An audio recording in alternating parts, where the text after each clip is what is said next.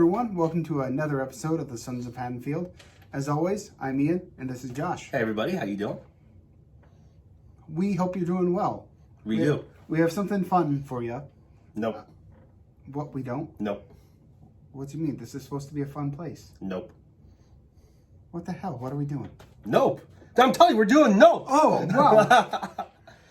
We're going to be having fun. Oh. We're just talking about nope. Oh, went over my head.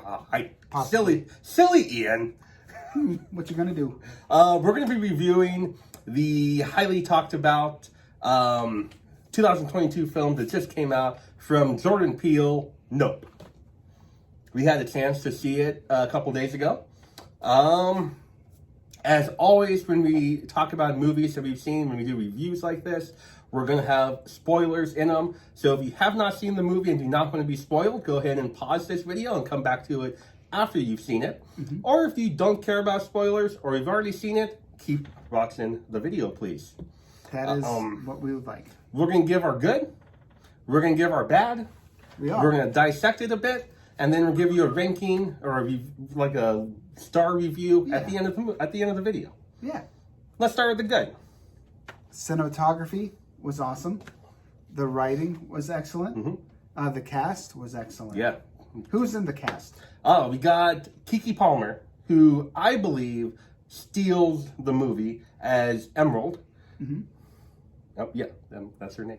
Emerald Haywood. We got Daniel Kaluuya. Kaluuya. I'm butchering that name, but you know who I'm talking about. An amazing actor. Incredible actor. He is OJ, the brother of Keke Palmer's character. And we got Steven Yeun as Jupiter in the movie. Does a great job. Those three, you need not say any more about this cast. But we will keep going because we also have Keith David in this movie. Sadly, he's not in it a ton, but it's cool to see him on screen with these other actors in the short amount of time that he was. Agreed. And Jordan Peele, another good thing, he always has great vision for his movies with his like social commentary or the issue he wants to layer in the movies and set it for the given story, and it usually works out. Yeah. I will say everything you said I agree with the good. The cinematography is probably, I mean, you could say that Us had better cinematography just because of how amazing that was shot. I would argue that this one was better with cinematography. The cast obviously it's an amazing cast, but they do an incredible job also. It's not just an amazing cast that shows up and doesn't do well. They do a great job in this movie. The writing is awesome. The chemistry is great. The locations and how the genres kind of mix together. Jordan Peele does a really good job with that. And so I kind of like how it all blends in. So those are all really strong positives for me. The social commentary that you also talked about, that's another positive for me. I usually really like his commentaries and his takes on things in his movies, and I do with this one also. So those are all really good for me. What negatives do you have? So for me, some of it was like a little bit like, I don't know how to say, like it felt like choppy at times with the way it was like put into chapters, like based on the horses. Yeah. Like if it just played out normally for me, that might have made it a little better. But I mean, like just as a flow standpoint, but that's one of my main negatives. I kind of agree with you on that, and I think I'm going to talk about that. Some of my negatives were it's not a horror movie. So I wanted it to be a horror movie. I want Jordan Peele to make horror movies because he does a great job with that. I love Get Out and Us. And while those are very heavy on social commentary, they're also terrifying too. Yeah. They're also horror movies. Us scared the bejesus out of me. Yeah. This one is much more of a sci-fi thriller than a horror movie. There's a couple scenes in there that are terrifying. They're truly terrifying. But overall, it's not a horror movie. Right. So that's kind of a bummer to me. That's not really a negative on the movie, though. That's just my expectations of it. So I can't really judge the movie based on my expectations like that. That's not really fair. So it's just something that kind of took me by surprise. Agreed. Another negative for me is the runtime of the movie. Over 2 hours long. I don't think it needs to be. I think if we cut out 15 minutes of this movie, it tells the same story and gets to the point a lot faster. And I feel like that would kind of be beneficial in this kind of a story setting. So a little bit lengthy for me, not a horror movie. And then the last thing that I'll really criticize is the overall finale of the movie. Through the middle of the movie, I had this as a 5-star movie. I absolutely was loving it. And then we hit that third act, which dragged on, like I talked about, with the pacing of it. But it just kind of fell flat to me. It was the social commentary was very high in the last act, which was good, which was fine. I'm all about that. But I felt like the middle of the movie, the middle climax of the movie, was almost a better ending than the actual finale. Mm-hmm. And if you've seen the movie, we've already given a spoiler alert. What I'm talking about is when Jupiter has his show with the alien, and they all get sucked up, and this starts spitting out everything over the house and stuff. Yeah. That whole thing there, I felt would have been a better ending and a better conclusion to the story than continuing to go on after it. What do you think? Well, to me, I agree with a lot of that. It's nice though to see like the heroes kind of get a win, at least somewhat of a victory. So your other heroes go off and try to fight the monster. But yeah, some of that in between could have been cut down and could have been sped up a little bit. Yeah. So one of the or possibly saving like everything falling down at the end to like the end. To actually be the end of the movie. Yeah. Like I would have liked that too. Separate a little bit because there was nothing scary, and there wasn't really anything thrilling at the end of the movie. There was really never that like ending, you know? Because the monster isn't really scary. No. But maybe that's the point also, because like your phone, it's not scary, but like that's what it's supposed to be, like that, like cameras on you and like social media and all that stuff is what I took from it. Yeah, so maybe on the surface it's not scary, but maybe that's what they were going. Yeah, and I think it could be. You talked about the creature design, if you want to call it that creature. I don't know. It's an alien, and it's not scary at all. What it looks like, it's not terrifying at all. It looks like the inside of a bouncy house or a balloon, kind of, you know. But the representation of it, meaning social media, TVs, computers, internet, any kind of a device, you look into a screen that consumes us. It's a commentary that we both took away from it. It's kind of being consumed by that, and kind of the spectacle. Jordan Peele used the word spectacle a lot when promoting this movie, and I think the alien was the spectacle because you're not able to look away from it. You're right. You have to keep looking at it, and there's a couple small mentions in the movie that I kind of picked up on, kind of going to that. And we talked about one of them, and I'll let you talk about that one. But then another one was Daniel's name is OJ, and there's a scene early on in the movie where he says he introduces himself as OJ to a right lady, and she, oh my goodness, your name's OJ, and kind of gets scared and backs off. At the time, you know, you think, oh, that's pretty funny writing, that's clever. But if you think about it a little bit more into it, again, it's that spectacle. Yeah. I think if you want to talk about spectacles and things that we couldn't take our eyes off of, the OJ thing, broadcast live, I was like 4 or 5, and I remember watching it on TV. You know, that's really the first thing like that, first event like that was a tragedy, but everybody in the world was kind of glued to it. Agreed. And watching it live, being broadcast into our homes, into our TVs, as it was happening. And so I feel like that was a little bit of a foreshadowing there for what the spectacle and the consumption of entertainment was in the movie. Agreed. Yeah. And then you picked up on the first thing, the little horse logo, right? You want to talk about that? Yeah. I can. No, go for it. So I think they did a really good job with doing like the horse, like with the jockey, like no one knew who that was.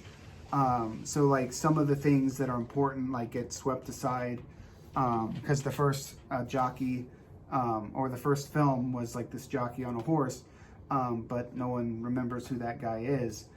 So it's like we focus on like things that aren't important, and like that gets pushed aside, and like things like history stuff gets pushed aside, and we don't remember that stuff. What we remember is, oh, look at this random thing that happens over here. And, the newest trend on TikTok or something stupid like that, you know? Yeah, on social media. And it's like, well, that's not the important thing. The important thing is this. Yeah. History. And so, again, the spectacle of it, right? Jordan Peele really used that word a lot, and I kind of thought about it after watching it, after talking about it with you a little bit, of what the spectacle really is, and I kind of caught on those kinds of things like in the movie. The other like example of that whole thing played out is like the story of Gordy, and how this chimpanzee went psychopath on stage, got triggered by an event, and like hurt a bunch of people, killed some people on a TV set. But then it's later referenced that became a parody on like Saturday Night Live and like social media, like how this thing about the exploding fist bump, and then you see that happen. It's like, well, look at this tragic event that's now played out all over the news. It's like the spectacle, right? Yep, of a tragedy that we turn into. We can't get enough of it. We consume all of it, and then turn it into a comedy and entertainment value, right? So I definitely picked up on that. You talked about Gordy. We haven't talked about that yet. And that was something that's how you start the movie off. Yeah. With this killer chimp. And we have no idea what's going on. This was not in any trailer at all. So good job with that. I thought the second trailer for Nope gave a lot away, I think. It did. But luckily this was not part of it. So we did not get any spoilers for this. I wanted more out of that story. I wanted there to be a connection to Steven Yeun's character Jupiter as an adult and what he was trying to do with the alien and kind of harnessing the alien kind of for a show at his amusement park. I wanted there to be a connection, and they never made a connection there as much. Yeah. So it's so disjointed. I haven't really figured that one out. There's the whole thing with the shoe standing up that he was focused on as a kid, watching Gordy attack all the people on set, and then he had the shoe on display in his own memorabilia case thing, but we never got an explanation of it. We don't know anything about it.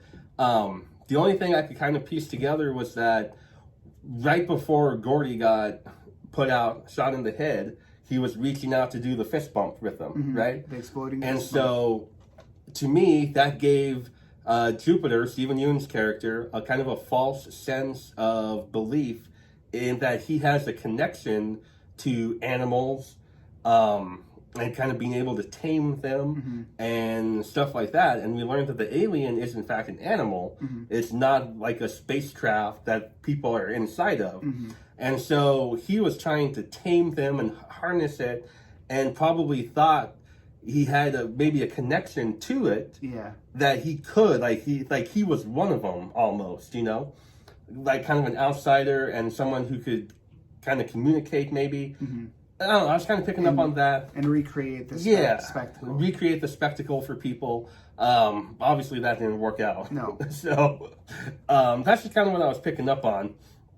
Anything else there? One scene that really stood out for me, we already touched on, Daniel Kaluuya, he's walking through like the barn area, and like there's some moments where like some figures come out of the darkness, and the way that's shot, like, because they're like, crap, aliens, like it's like a lot of tension in that scene. I just wish there was a lot more of that. Yeah, I wish there was a lot more of that, because that legitimately scared me.